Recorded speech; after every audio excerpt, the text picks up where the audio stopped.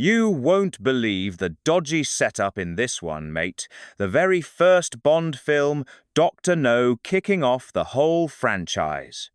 007, smooth as you like, turns up in his tux with a martini in hand, and before you know it, he's knee-deep in trouble. Sounds cushy, doesn't it?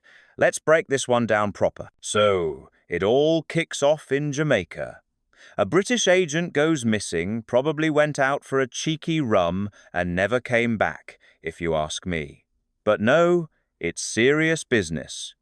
Bond gets called in to investigate, and instead of getting a nice holiday in the Caribbean, he's dropped into a nest of trouble.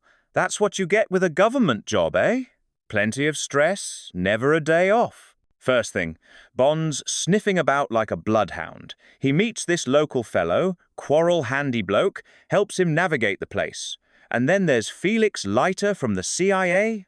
He's the kind of mate who always turns up when the bill's already paid, if you know what I mean.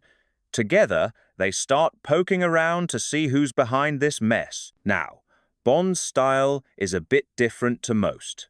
Me, I'd have a quiet word down the pub, slip someone a fiver, job done. Bond? He's swanning about in flash suits, ruffling feathers, letting everyone know he's in town.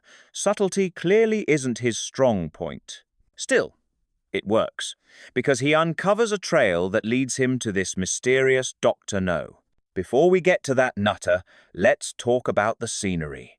Jamaica looks gorgeous, blue skies, sandy beaches, bit of reggae in the background, lovely jubbly. But Bond doesn't have time for sunbathing. Instead, he's dodging assassins, getting poisoned drinks, and chasing shadows. Typical work trip, eh? One of the highlights here is when Bond meets Honey Rider. Picture this. You're on the beach, minding your own business, and suddenly out the sea comes a woman in a white bikini looking like she's just stepped off a postcard. Everyone remembers that scene. Me?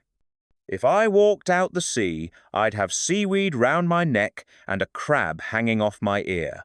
Not quite the same effect.